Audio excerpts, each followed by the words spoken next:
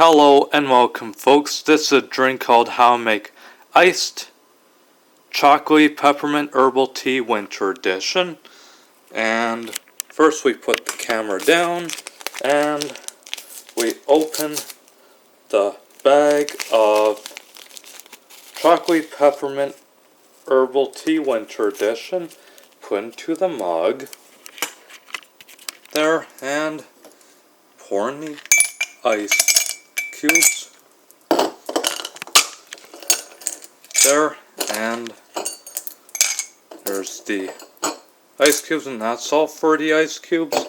And now we pour in the water, and now steep the tea. Make sure it's completely brown. Make it like Chocolatey Peppermint, and it's all good. And there's your Chocolatey Peppermint Herbal Tea Winter Edition, folks. I hope you like the new flavor, and it's winter season, and thank you for watching.